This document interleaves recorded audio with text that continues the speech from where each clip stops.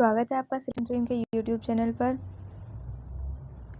हम आपके लिए लेकर आए हैं आवर्त सारणी से संबंधित महत्वपूर्ण प्रश्न और उनके उत्तर, जो कि एमपी पुलिस कांस्टेबल एग्ज़ाम की हर शिफ्ट में आवर्त सारणी से संबंधित कुछ ना कुछ प्रश्न पूछे जाते हैं। इसीलिए हम आपके लिए आवर्त सारणी से संबंधित 100 प्रश्न लेकर आए हैं, जो कि आने वाली शिफ्टों में आने की बहुत ही संभावनाएं हैं। इसीलिए वीडियो को अंत तक देखें। जिसने चैनल को सब्सक्राइब नहीं किया है वो सब्सक्राइब जरूर करें। आइए देखते हैं हम। पहला प्रश्न है, आधुनिक आवर्त सारणी किस वैज्ञानिक के नियम पर आधारित है? आधुनिक आवर्त सारणी हेनरी मोसले के नियम पर आधारित है। सेकंड क्वेश्चन है, आधुनिक आवर्त सारणी में तत्वों को किस आधार पर व्यवस्थित किया गया है? आधुनिक आवर्त सारणी में तत्वों को परमाणु क्रमांक के बढ़ते क्रम में व्यवस्थित किया गया है। आवर्त सारणी में कुल कितने आवर्त हैं? आवर्त सारणी में कुल 7 आवर्त है। आवर्त सारणी में कुल कितने समूह या वर्ग है? आवर्त सारणी में 18 समूह या वर्ग है। समूह 1 के तत्वों को क्या कहा जाता है? समूह 1 के जो तत्व है उन्हें क्षारीय धातुएं कहा जाता है। अगला प्रश्न है, समूह 2 के तत्वों को क्या कहा जाता है? समूह 2 के तत्वों को क्षारीय मृदा धातुएं कहा जाता है। समूह 17 के तत्वों को किस नाम से जाना जाता है? समूह 17 के जो तत्व है उन्हें हेलोजन के नाम से जाना जाता है। समूह 18 के तत्वों को क्या कहा जाता है? समूह 18 के जो तत्व है उन्हें उत्कृष्ट गैसें या अक्रिय गैसें कहा जाता है। अगला प्रश्न, किस ब्लॉक के तत्वों को संक्रमण तत्व कहते हैं? जो डी ब्लॉक के तत्व है उन्हें संक्रमण तत्व कहते हैं। लेंथेनाइट और एक्टेनाइट किस ब्लॉक के तत्व है? लेंथेनाइट और एक्टेनाइट जो है एफ ब्लॉक के तत्व है। आवर्त सारणी में उपधातुएं किस रेखा पर स्थित है? आवर्त सारणी में जो उपधातु है वह विकर्ण रेखा पर स्थित है। अगला प्रश्न, मेंडलीव की आवर्त सारणी का आधार क्या था? मेंडलीव की जो आवर्त सारणी थी उसका आधार था परमाणु भार। आवर्त सारणी में सबसे बड़ा आवर्त कौन सा है? आवर्त सारणी में सबसे बड़ा आवर्त है छठा आवर्त, जिसमें 32 तत्व है। त्रिक नियम या त्रियक नियम किस वैज्ञानिक ने दिया था? त्रियक नियम दिया था जोहान डोबेराइनर ने। अगला प्रश्न, किस समूह के तत्वों की संयोजकता शून्य होती है? समूह 18 के जो तत्व होते हैं जिन्हें उत्कृष्ट गैसें भी कहते हैं, उनकी संयोजकता जो है शून्य है। सबसे अधिक विद्युत ऋणात्मकता वाला तत्व कौन सा है? सबसे अधिक विद्युत ऋणात्मकता वाला तत्व है फ्लोरीन। समूह में ऊपर से नीचे आने पर परमाणु का आकार पर क्या प्रभाव पड़ता है? समूह में ऊपर से नीचे जाने पर परमाणु के आकार में वृद्धियां होती है या परमाणु का आकार बढ़ता है। अगला प्रश्न है, आवर्त में बाएं से दाएं जाने पर आयनन ऊर्जा पर क्या प्रभाव पड़ता है? आवर्त में बाएं से दाएं जाने पर आयनन ऊर्जा बढ़ती है। अगला प्रश्न है, कमरे के तापमान पर द्रव अवस्था में पाई जाने वाली एकमात्र अधातु कौन सी है? द्रव अवस्था में पाई जाने वाली एकमात्र अधातु है ब्रोमीन। कमरे के तापमान पर द्रव अवस्था में पाई जाने वाली धातु कौन सी है? द्रव अवस्था में पाई जाने वाली धातु है पारा या मरकरी। अगला प्रश्न, सबसे हल्की धातु कौन सी है? सबसे हल्की धातु है लिथियम। आवर्त सारणी में सबसे हल्का तत्व कौन सा है? आवर्त सारणी में सबसे हल्का तत्व है हाइड्रोजन। सबसे अधिक गलनांक किस धातु का है? सबसे अधिक गलनांक वाली धातु है टंगस्टन। अगला प्रश्न देखते हैं, सबसे अधिक तन्यता वाली धातु कौन सी है? सबसे अधिक तन्यता वाली धातु है सोना। सबसे अधिक अभिक्रियाशील अधातु कौन सी है? सबसे अधिक अभिक्रियाशील अधातु है फ्लोरीन। सबसे कठोर प्राकृतिक पदार्थ कौन सा है? सबसे कठोर प्राकृतिक पदार्थ है हीरा, जो कि कार्बन का अपर रूप है। अगला प्रश्न, कौन सी अधातु में धातु जैसी चमक होती है? आयोडीन जो अधातु है उसमें धातु जैसी चमक होती है। अगला प्रश्न, पृथ्वी पर सबसे अधिक मात्रा में पाई जाने वाली धातु कौन सी है? पृथ्वी पर सबसे अधिक मात्रा में पाई जाने वाली धातु है एल्यूमिनियम। अगला प्रश्न, किस तत्व की आयनन ऊर्जा सबसे अधिक होती है? हीलियम की जो आयनन ऊर्जा है वह सबसे अधिक होती है। अगला प्रश्न, समूह 17 के तत्व आमतौर पर कैसे आयन बनाते हैं? समूह 17 के जो तत्व है वो आमतौर पर एकल आयन एकल ऋणायन बनाते हैं। अगला प्रश्न देखेंगे, बिजली के बल्ब का फिलामेंट किस धातु का बना होता है? बिजली के जो बल्ब का फिलामेंट होता है वह टंगस्टन का बना होता है। पानी को कीटाणु रहित करने के लिए किस तत्व का उपयोग किया जाता है? पानी को कीटाणु रहित करने के लिए क्लोरीन का उपयोग किया जाता है। अगला प्रश्न है, नाभिकीय रिएक्टर में मंदक के रूप में किसका उपयोग होता है? नाभिकीय रिएक्टर में मंदक के रूप में ड्यूटेरियम ऑक्साइड या भारी जल और ग्रेफाइट का उपयोग किया जाता है। अगला प्रश्न, गुब्बारों और हवाई जहाज़ों के टायरों में भरी जाने वाली अज्वलनशील गैस कौन सी होती है? जो गैस गुब्बारे और हवाई जहाज़ के टायरों में भरी जाती है वह गैस है हीलियम। स्टील बनाने में मुख्य रूप से कौन सी धातु उपयोग होती है? स्टील बनाने में मुख्य रूप से आयरन या लोहे का उपयोग किया जाता है। अगला प्रश्न, क्लोरोफिल में कौन सी धातु पाई जाती है? क्लोरोफिल में मैग्नीशियम धातु पाई जाती है। रक्त में कौन सी धातु पाई जाती है?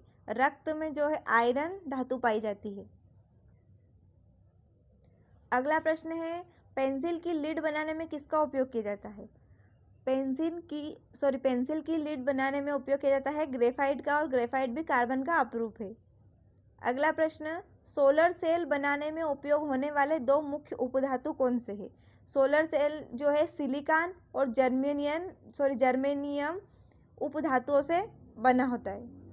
खाद्य पदार्थों के संरक्षण में किस गैस का उपयोग किया जाता है? खाद्य पदार्थों के संरक्षण के लिए नाइट्रोजन का उपयोग किया जाता है। अगला प्रश्न है, भविष्य का ईंधन किसे कहा जाता है? भविष्य का ईंधन कहा जाता है हाइड्रोजन को। किस अक्रिय गैस का उपयोग कैंसर के उपचार में किया जाता है? रेडान जो गैस होती है उसका उपयोग कैंसर के उपचार में किया जाता है। सफ़ेद सोना किसे कहा जाता है? सफ़ेद सोना कहा जाता है प्लेटिनम को। अगला प्रश्न, नाभिकीय ऊर्जा के लिए सबसे भारी प्राकृतिक तत्व कौन सा है? नाभिकीय ऊर्जा के लिए सबसे भारी प्राकृतिक तत्व यूरेनियम है। अगला देखेंगे, बिजली के हीटर का तार किस मिश्र धातु का बना होता है? बिजली के हीटर का जो तार होता है वह नाइक्रोम का बना होता है। पीतल किस धातु का मिश्रण है? पीतल कॉपर और जिंक का मिश्रण है, तांबा और जस्ता। अगला प्रश्न, कांसा किन धातुओं का मिश्रण है? कांसा जो है कॉपर और टीन का मिश्रण है। साधारण नमक का रासायनिक सूत्र क्या है? साधारण नमक का रासायनिक नाम है सोडियम क्लोराइड NaCl। चूने के पानी का रासायनिक नाम क्या है? चूने का पानी का रासायनिक नाम है calcium hydroxide. Plaster of Paris का रासायनिक सूत्र क्या है? प्लास्टर ऑफ पेरिस का रासायनिक सूत्र है CaSO4H2O। हंसाने वाली गैस का रासायनिक नाम क्या है? हंसाने वाली जो गैस होती है उसका रासायनिक नाम है नाइट्रस ऑक्साइड। जंग का रासायनिक नाम है हाइड्रेटेड आयरन थर्ड ऑक्साइड। अगला प्रश्न, अमलगम में कौन सी धातु अनिवार्य रूप से मौजूद होती है? अमलगम में पारा जो है वह अनिवार्य रूप से मौजूद होती है। भारी जल में डी किस तत्व का समस्थानिक है? भारी जल में डी जो है ड्यूटेरियम का समस्थानिक है। ब्लीचिंग पाउडर का रासायनिक सूत्र है CaOCl2 कैल्शियम ऑक्सीक्लोराइड। अगला प्रश्न है, जर्मन सिल्वर में कौन सी धातु अनुपस्थित होती है? जर्मन सिल्वर में सिल्वर या चांदी जो होती है अनुपस्थित होती है। इसमें कॉपर, जिंक और निकेल होता है। नेक्स्ट क्वेश्चन देखेंगे, आवर्त सारणी का जनक किसे कहा जाता है? आवर्त सारणी का जनक कहा जाता है द्विमित्री मेंडलीफ को। मेंडलीफ की अपनी सारणी में खाली छोड़े गए एका सिलिकॉन को बाद में किस तत्व के रूप में खोजा गया? उसे खोजा गया था जर्मेनियम के रूप में।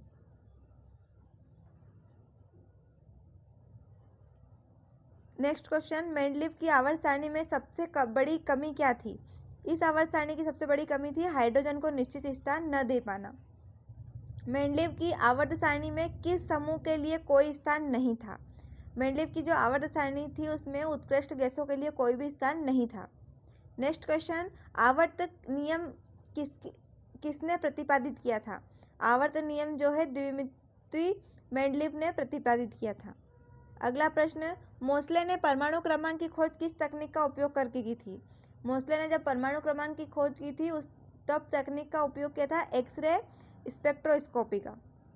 नेक्स्ट क्वेश्चन है, मोसले का नियम मेंडलीव के नियम के किस प्रकार बेहतर था? इसमें समस्थानिकों की समस्या का समाधान किया गया था। अगला प्रश्न है, अष्टक नियम किस वैज्ञानिक ने दिया था? अष्टक नियम दिया था जॉन न्यूलैंड्स ने। नेक्स्ट क्वेश्चन है, परमाणु क्रमांक 57 से 71 तक के तत्वों को क्या कहा जाता है? परमाणु क्रमांक जो 57 से 71 तक के जो तत्व है उन्हें लेंथेनाइड कहा जाता है। सबसे अधिक समस्थानिकों वाला तत्व कौन सा है? सबसे अधिक समस्थानिकों वाला तत्व है टीन। वह कौन सा तत्व है जो प्रकृति में मुक्त अवस्था में नहीं पाया जाता लेकिन सबसे अधिक क्रियाशील है? वह है सोडियम, जो कि प्रकृति में मुक्त रूप से नहीं पाया जाता लेकिन अधिक क्रियाशील है। नेक्स्ट क्वेश्चन है, किस तत्व का उपयोग कृत्रिम वर्षा के लिए किया जाता है? कृत्रिम वर्षा के लिए किया जाता है उपयोग सिल्वर आयोडाइड का। अगला प्रश्न, कौन सी उपधातु अर्धचालक के रूप में व्यापक रूप से उपयोग की जाती है?